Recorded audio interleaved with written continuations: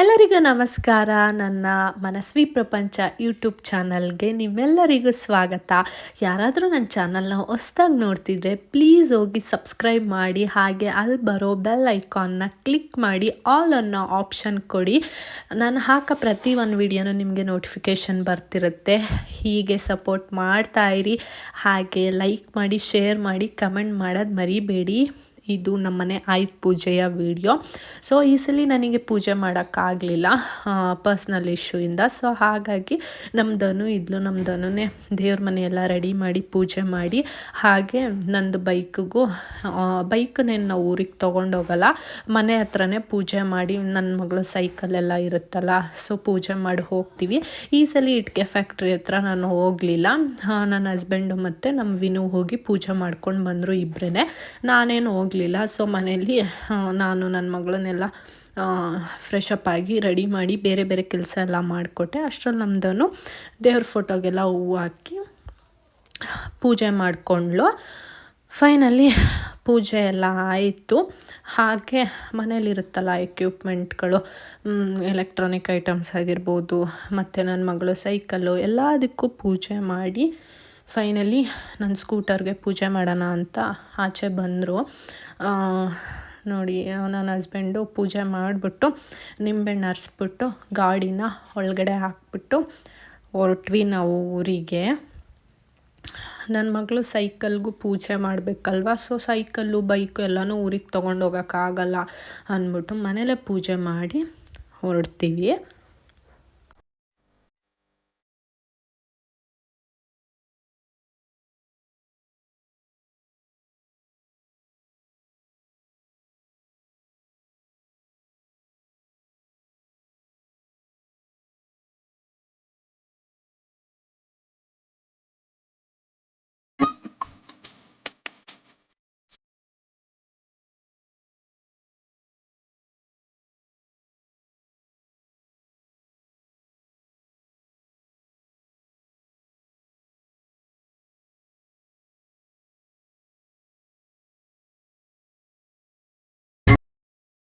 ಬಂದು ಆಯುಧಗಳು ಅಂದರೆ ನಾವು ಮನೇಲಿ ಏನೇನು ಯೂಸ್ ಮಾಡ್ತೀವಿ, ಅಡುಗೆ ಮನೆ ಆಗಿರ್ಬೋದು, ಕುಡ್ಲು, ಕೊಡ್ಲಿ, ಚಾಕು, ಅದಕ್ಕೆಲ್ಲ ನಿಂಬೆಹಣ್ಣು ಕಟ್ ಮಾಡಿಟ್ಟು, ಹಾಗೆ ನಮ್ಮ ಮನಸ್ವಿ ಸೈಕಲಲ್ಲಿ ನಿಂಬೆಹಣ್ಣು ಹಚ್ಸೋಕ್ಕಾಗಲ್ಲ ಅಂದ್ಬಿಟ್ಟು ಸೊ ಅದ್ರ ಮುಂದೆನೇ ಕಟ್ ಮಾಡಿ ನಿಂಬೆಹಣ್ಣು ಇಟ್ಲು.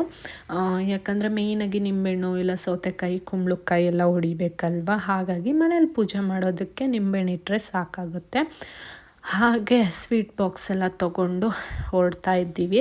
ನಮ್ಮದನ್ನು ನನ್ನ ಮದುವೆ ಆಗಿ ಇಷ್ಟು ವರ್ಷಕ್ಕೆ ಫಸ್ಟ್ ಟೈಮ್ ಅವಳು ಈ ಥರ ಆಯುಧ ಪೂಜೆ ನೋಡೋಕ್ಕೆ ಬಂದಿರೋದು.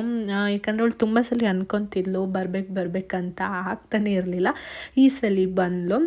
ಈ ಸಲ ನಮ್ಮದು ಹೊಸ್ದಾಗಿ JCB ಆ್ಯಡ್ ಆಗಿದೆ. ಅದು ವಾಶ್ ಮಾಡ್ತಾಯಿದ್ರು. ಅಲ್ಲಿಂದ ನಾವು ದೇವಸ್ಥಾನದ ಹತ್ರ ಅಲ್ವಾ ಪೂಜೆ ಮಾಡೋದು, ಸೊ ನಮ್ಮ ಹಳ್ಳಿಗೆ ಹೋಗ್ಬಿಟ್ಟು ಅಲ್ಲಿ ದೇವಸ್ಥಾನದ ಹತ್ರ ಎಲ್ಲ ಗಾಡಿನೂ ವಾಶ್ ಆಗಿ ನೀಟಾಗಿ ನಿಲ್ಲಿಸಿದ್ರು. ನನ್ನ ಮೈದನೂ ಎಲ್ಲ ಅರೇಂಜ್ ಮಾಡ್ತಾಯಿದ್ರು. ಈ ಸಲ ಒಂದು 10 ಗಂಟೆ 11 ಗಂಟೆ ಒಳಗಡೆ ಪೂಜೆ ಮಾಡಿಬಿಡೋಣ ಅಂದ್ಬಿಟ್ಟು ಬೇಗನೆ ಹೊರಟ್ವಿ. ನಾವು 7 ಗಂಟೆಗೆಲ್ಲ ಊರಲ್ಲಿದ್ವಿ. ಇಲ್ಲಿ ಎಲ್ಲನೂ ಪೂಜೆಗೆ ಎಲ್ಲ ರೆಡಿ ಮಾಡ್ಕೊಂಡಿದ್ರು. ಎಲ್ಲ ಇನ್ನು ನಮ್ಮ ಹುಡುಗರುಗಳು ಬಂದಿರಲಿಲ್ಲ. ಅವ್ರು ಬಂದ ತಕ್ಷಣ ಗಾಡಿಗೆ ಗಂಧ ಇಡೋದಾಗಿರ್ಬೋದು, ಕುಂಕುಮ ಇಡೋದಾಗಿರ್ಬೋದು, ಮತ್ತು ಬಾಳೆಕಂದು, ಕಬ್ಬಿನ ಗರಿ ಎಲ್ಲನೂ ಕಟ್ಟಿ ಹಾರ ಎಲ್ಲ ಹಾಕಿ ಡೆಕೋರೇಷನ್ ಮಾಡ್ತಾಯಿದ್ರು. ಅದರಲ್ಲೂ ಇಲ್ಲಿ ಕಾಂಪಿಟೇಷನ್ನು, ಅವ್ರವ್ರ ಗಾಡಿಗೆ ನೀಟಾಗಿ ರೆಡಿ ಮಾಡ್ಕೊತಾರೆ. ಇನ್ನೊಂದು ಗಾಡಿಗೆ ನಿಮ್ದು ರೆಡಿ ಐತಲ್ಲ ಮಾಡಿ ಅಂದರೆ ಮಾಡಲ್ಲ. ಆ ಥರ ಇವ್ರದ್ದೆಲ್ಲ ಮೈಂಡ್ಸೆಟ್ ಹುಡುಗರ್ದು. ಅವ್ರವ್ರ ಗಾಡಿಗೆ ಅವ್ರವ್ರು ಹೆಂಗೆ ಬೇಕು ಹಂಗಂಗೆ ರೆಡಿ ಮಾಡ್ಕೋಬೇಕು. ಆಮೇಲೆ ನೋಡಿ, ಅವನು JCBಲೇ ನೀರು ಬಂದುಬಿಟ್ಟಿದ್ದಾನೆ. ಗಾಡಿ ಎಲ್ಲ ಹಿಂದಿನ ದಿನವೇ ವಾಶ್ ಆಗಿತ್ತಲ್ವ, ಸೊ ಹಾಗಾಗಿ ನನ್ನ ಮೈದನ್ನ ಸ್ವಲ್ಪ ಫ್ರಂಟಿಗೆಲ್ಲ ನೀರು ಎರಚ್ತಾಯಿದ್ರು. ಪೂಜೆ ಮಾಡಬೇಕಲ್ವ, ಹಿಂದಿನ ದಿನ ವಾಶ್ ಆಗಿತ್ತಲ್ಲ ಅಂದ್ಬಿಟ್ಟು ಎಲ್ಲ ಗಾಡಿಗೂ ಸ್ವಲ್ಪ ಮುಂದಗಡೆ ನೀರು ಎರಚ್ತಾಯಿದ್ರು. ಫೈನಲಿ ಹುಡುಗರೆಲ್ಲ ಬಂದು ಅವ್ರವ್ರ ಗಾಡಿಗೆ ಏನೇನು ಬೇಕೋ ಎಲ್ಲನೂ ಹಾಕಿ ಅಲಂಕಾರ ಮಾಡ್ಕೊತಾಯಿದ್ರು. ಈ ಸಲ ನನಗೆ ಏನೂ ಮಾಡಲಿಕ್ಕಾಗಲಿಲ್ಲ. ಒಂದು ಕಡೆ ಬೇಜಾರಾಗ್ತಿತ್ತು, ಜೊತೆಗೆ ನಮ್ಮ ಮನಸ್ವಿದು ಪುಟ್ಟ ಟಿಪ್ಪರ್ನ ತೊಗೊಂಡೋಗೋಕ್ಕಾಗಲಿಲ್ಲ. ಯಾಕಂದರೆ ಈ ಸಲ ಮನೆ ಕ್ಲೀನ್ ಮಾಡಬೇಕಾದ್ರೆ ಹೋದ್ಸಲ ನನ್ನ ಮಗಳು ಅದ್ರದ್ದು ಸೈಡ್ ಮಿರರು ಮತ್ತು ಆ ಚಕ್ರ ಎಲ್ಲ ಬೀಳಿಸಿ ಮುರಿದಾಕ್ಬಿಟ್ಟಿದ್ಲು. ಅದನ್ನೆಲ್ಲ ರೆಡಿ ಮಾಡಿ ಫೆವಿಸ್ಟಿಕ್ ಹಾಕಿ ಅಂಟಿಸಿ ಜೋಪಾನವಾಗಿ ಎತ್ತಿಟ್ಟಿದ್ದೆ. ಬಟ್ ಅದನ್ನು ತೆಗ್ಸೋಕ್ಕಾಗಲಿಲ್ಲ ನನಗೆ. ನಮ್ಮ ವಿನೂ ಸಿಗಲಿಲ್ಲ, ಮೇಲ್ಗಡೆ ಇಡಿಸ್ಬಿಟ್ಟಿದೆ, ಕೆಳಗಡೆ ಇಟ್ಟರೆ ಹಾಳು ಮಾಡ್ತಾಳೆ ಅಂದ್ಬಿಟ್ಟು ಅದನ್ನು ಅರ್ಜೆಂಟಲ್ಲಿ ಹುಡ್ಕಿಸ್ದೆ, ಸಿಗಲೂ ಇಲ್ಲ. ಅದು ಒಂದು ಮಿಸ್ ಆಯಿತು ಈ ಸಲ ಟಿಪ್ಪರು. ತುಂಬಾ ಬೇಜಾರಾಗ್ತಿತ್ತು ನೋಡಿ. ಈ ಥರ ಏನೋ ತುಂಬ ಕಲರ್ಫುಲ್ಲಾಗಿರೋದು ಬೀಸಣಿಗೆ ಥರ ಎಲ್ಲ ತಂದಿದ್ರು ಟಿಪ್ಪರ್ಗೆ ಹಾಕ್ಲಿಕ್ಕೆ ಅಂತ. ಅದಾದಮೇಲೆ ಯೂಶ್ವಲಿ ತಟ್ಟೆ ಎಲ್ಲ ತುಂಬ್ತೀವಿ ಅಲ್ವಾ, ಎಲ್ಲ ತೊಗೊಂಡು ಬಂದು ಕೊಟ್ಟರು. ನಮ್ಮದನ್ನು ರೆಡಿ ಮಾಡ್ಕೊತಾ ಇದ್ಲು. ಹಾಗೆ ನನ್ನ ಫ್ರೆಂಡ್ಸು ಕೂಡ ಬಂದಿದ್ದರು. ಈ ಸಲ ನಾವು ಯಾರನ್ನೂ ಜಾಸ್ತಿ ಇನ್ವೈಟ್ ಮಾಡಿರಲಿಲ್ಲ, ಸಿಂಪಲಾಗಿ ಪೂಜೆ ಮಾಡಿ ಬೇಗನೆ ಮುಗಿಸಿದ್ವಿ. ಹಾಗೆ ಮಾನ್ಸನು ಬಂದಿದ್ಲು, ಅವಳನ್ನ ಸೀಮಂತ ಮಾಡಿ ಕಳಿಸ್ಕೊಟ್ಟಿದ್ದೋ. ಸೊ ಪೂಜೆಗೆ ಅಂದ್ಬಿಟ್ಟು ಊರೊಳಗಡೆ ಬರೋಂಗಿಲ್ವಲ್ಲ, ಊರಿಂದ ಆಚೆ ಅಲ್ವ ನಾವು ಪೂಜೆ ಮಾಡ್ತಿರೋದು ಅಂದ್ಬಿಟ್ಟು ಸೊ ಕರ್ಸ್ಕೊಂಡಿದ್ದು. ಅವಳು ಬಂದಿದ್ಲು. ಪಾಪ ಬಿಸಿಲಿಗೆ ಈ ಸಲ ಅಂತೂ 10:30, 11ಗೆ ಎಷ್ಟು ಬಿಸಿಲಿತ್ತು ಅಂದರೆ ಫುಲ್ಲು ಸುಸ್ತಾಗ್ಬಿಟ್ಟಿದ್ಲು. ಬಂದು ಕೂತ್ಕೊಂಡು ಅವಳು ಎಲ್ಲ ಸ್ವಲ್ಪ ಹೆಲ್ಪ್ ಮಾಡಿಕೊಡ್ತಾಯಿದ್ಲು. ಹಾಗೆ ನೋಡಿ ಎಲ್ಲ ರೆಡಿ ಮಾಡ್ಕೊತಾಯಿದ್ರು. ನನಗೆ ಈ ಸಲ ಕೆಲಸ ಫ್ರೀ, ಏನು ನಾನು ಮುಟ್ಲಿಲ್ಲ. ಸೊ ವೀಡಿಯೋ ಮಾಡ್ಕೊತ ನಿಂತಿದ್ದೆ. ಜಾಸ್ತಿ ಪೂಜೆ ಮಾಡಬೇಕಲ್ವ, ಸೊ ಹಾಗಾಗಿ ನಾನೇನು ಹತ್ರನೇ ಹೋಗಲಿಲ್ಲ. ಎಲ್ಲ ಬಂದರು. ಫೈನಲಿ ನಮ್ಮ ಅತ್ತೆ ಮಾವ ಎಲ್ಲರೂ ಬಂದರು. ನಮ್ಮ ಅತ್ತೆ ಸ್ವಲ್ಪ ತಿಂಡಿ ಮಾಡ್ಕೊಂಬರೋದು ಲೇಟ್ ಆಯಿತು. ಸೊ ಅಷ್ಟರಲ್ಲಿ ಎಲ್ಲ ಹೂವೆಲ್ಲ ಹಾಕಿ ಹಾರ ಎಲ್ಲ ಹಾಕಿ ರೆಡಿ ಮಾಡಿದರು. ಆದರೆ ಈ ಸಲ ಏನಂದರೆ ನನಗೂ ಪೂಜೆ ಮಾಡೋಕ್ಕಾಗಲಿಲ್ಲ, ನನ್ನ ಸಿಸ್ಟರ್ಗೂ ಪೂಜೆ ಮಾಡೋಕ್ಕಾಗಲಿಲ್ಲ. ಯಾಕಂದರೆ ನಾನು ಪೀರಿಯಡ್ಸ್ ಅಂದ್ಬಿಟ್ಟು ಪೂಜೆ ಮಾಡೋಕ್ಕಾಗಲಿಲ್ಲ. ನನ್ನ ಸಿಸ್ಟರ್ ಪ್ರೆಗ್ನೆಂಟ್ ಅಂದ್ಬಿಟ್ಟು ಅಲ್ಲಿ ಯಾರೂ ಪೂಜೆ ಮಾಡೋಕ್ಕೆ ಬಿಡಲಿಲ್ಲ. ಪ್ರೆಗ್ನೆಂಟ್ ಪೂಜೆ ಮಾಡಬಾರ್ದು ಅಂತ ಪಾಪ ಬೇಜಾರು ಮಾಡಿಬಿಟ್ರು ಅವಳಿಗೆ. ನನಗೂ ಹರ್ಟ್ ಆಯಿತು. ಯಾಕೆ ಪ್ರೆಗ್ನೆಂಟ್ ಯಾಕೆ ಪೂಜೆ ಮಾಡಬಾರ್ದು ಅಂತ ನನಗಂತೂ ಗೊತ್ತಿಲ್ಲ. ನಮ್ಮನೆ ಗಾಡಿ ನಮ್ಮನೆಗೆ ಒಳ್ಳೇದಾಗುತ್ತೆ ಅಂದರೆ ಪ್ರೆಗ್ನೆಂಟ್ ಆದ್ರೇನು ಏನಾದ್ರೇನು ನಾವು ಒಳ್ಳೆಯದೇ ತಾನೇ ಬಯಸ್ತೀವಿ. ಅದರಲ್ಲಿ ಬೇರೆ ಅವಳು 2 ಸಲ ಪೂಜೆ ಮಾಡೋಕ್ಕೆ ಹೋದ್ಲು, ಬಟ್ ಪೂಜೆ ಮಾಡೋಕ್ಕೆ ಬಿಡಲಿಲ್ಲ ಅಲ್ಲಿ. ಆಮೇಲೆ ಫೈನಲಿ ನೋಡಿ ನನ್ನ ಮಗಳು ಕುಂಬಳಕಾಯಿ ಎತ್ಕೊಂಡೋಗಿ ಹೆಂಗೆ ಹೆಲ್ಪ್ ಮಾಡ್ತಿದ್ದಾಳೆ ಅಂತ ಒಂದೊಂದೇ ಅವಳೇ ಹೆಲ್ಪ್ ಮಾಡ್ತಾಯಿದ್ಲು. ಫೈನಲಿ ಪೂಜೆ ಎಲ್ಲ ಆಯಿತು, ನೀಟಾಗಿ ಮಾಡಿದ್ರು ಪೂಜೆ ಎಲ್ಲನೂ. ನಾವು ಪುರೋಹಿತರನ್ನೆಲ್ಲ ಕರೆಸಲ್ಲ, ನಮಗೆ ತೃಪ್ತಿ ಆಗಂಗೆ ನಾವೇ ಪೂಜೆ ಮಾಡ್ಕೊತೀವಿ. ಲಾಸ್ಟಲ್ಲಿ ದೇವಸ್ಥಾನದಲ್ಲಿ ಪುರೋಹಿತರು ಬಂದು ತೀರ್ಥ ಹಾಕಿ ಮಂಗಳಾರತಿ ಮಾಡಿ ಕಪ್ಪಿಟ್ಬಿಟ್ಟು ಹೋಗ್ತಾರೆ. ನಾವೇ ಪೂಜೆ ಮಾಡ್ಕೊತೀವಿ ಪ್ರತಿ ವರ್ಷ. ಯಾವ ವರ್ಷವೂ ಪುರೋಹಿತರನ್ನ ಕರೆಸಲ್ಲ ನಾವು. ನಮಗೆ ಒಂಥರ ಖುಷಿ ಆಗುತ್ತೆ ನಮ್ಮ ಕೈಯಾರೆ ನಾವು ಪೂಜೆ ಮಾಡ್ಕೊಳ್ಳೋದಕ್ಕೆ.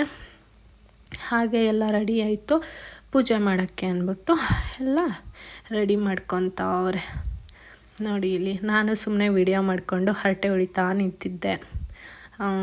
ಇವಳಿಗಂತೂ ಫುಲ್ಲು ಸುಸ್ತಾಗ್ಬಿಟ್ಟಿತ್ತು, ಆದರೂ ರೇಗಿಸ್ತಾ ಇದೆ. ಒಳಗೆ ಬಿಟ್ಟರೆ ಸಾಕು, ನನ್ನ ಮನೆಗೆ ಓಡ್ಬಿಡೋಣ ಅನ್ನೋ ಥರ ಇದ್ಲು. ನನ್ನ ಮಗಳನ್ನ ಕರ್ಕೊಂಡು ನನ್ನ ಮೈದನ ಎಲ್ಲ ಗಡಿಗೂ ಪೂಜೆ ಮಾಡಿಸ್ತಾಯಿದ್ರು. ಅವಳು ನನಗೆ ಬಿಸಿಲು ಆಗ್ತಿಲ್ಲ, ಕಾಲೆಲ್ಲ ಚುಚ್ಚುತ್ತಿದೆ ಅಂದ್ಬಿಟ್ಟು ಓಡಿ ಬರ್ತಾಯಿದ್ಲು.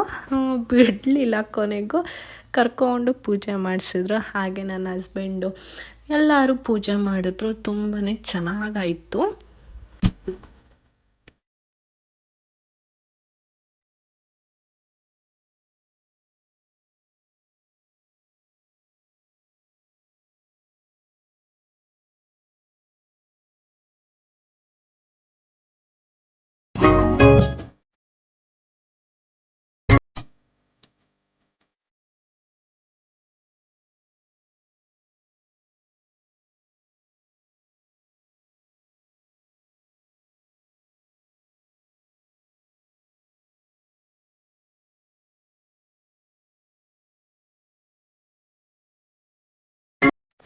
ಹಾಗೆ ನೆಕ್ಸ್ಟು ನನ್ನ ಹಸ್ಬೆಂಡ್ ಹೋದ್ರು ಪೂಜೆ ಮಾಡಲಿಕ್ಕೆ ಅಂತ.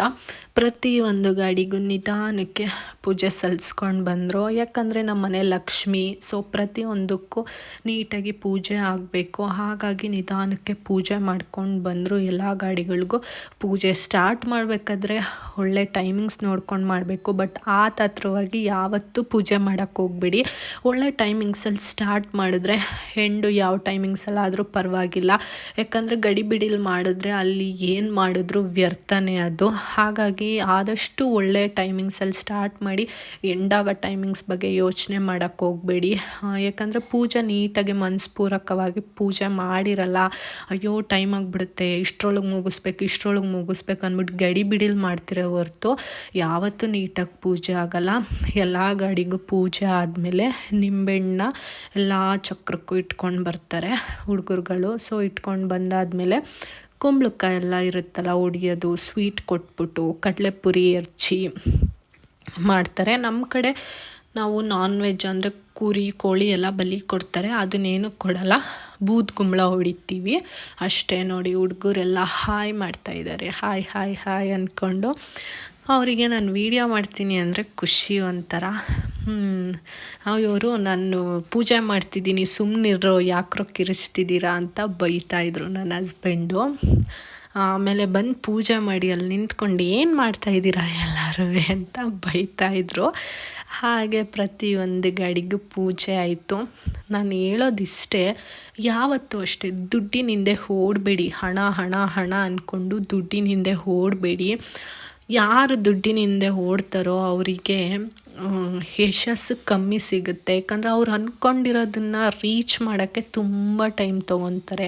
ಫಸ್ಟು ಒಳ್ಳೆ ಗುಣ ಇರಲಿ, ಒಳ್ಳೆ ಗುಣ ಇದ್ದರೆ ಅದೇನೋ ಎಲ್ಲ ತಾನೇ ಸಿಗುತ್ತೆ ಅಂತಾರಲ್ಲ, ಹಾಗೆ ಒಳ್ಳೆ ಗುಣ, ಒಳ್ಳೆ ವ್ಯಕ್ತಿತ್ವ ಎಲ್ಲ ಇದ್ದರೆ ನೀವು ಅಂದ್ಕೊಂಡೇ ಇರಲ್ಲ, ಅಲ್ಲಿ ತನಕ ಬೆಳವಣಿಗೆ ಆಗುತ್ತೆ. ನೀವು ಅಂದ್ಕೊಂಡಿರೋ ಡೆಸ್ಟಿನೇಷನ್ನ ರೀಚ್ ಆಗೇ ಆಗ್ತೀರ. ಮೊದಲು ಒಬ್ಬ ವ್ಯಕ್ತಿಗೆ ಒಳ್ಳೆ ಗುಣ ಇರಬೇಕು, ತಾಳ್ಮೆ ಇರಬೇಕು.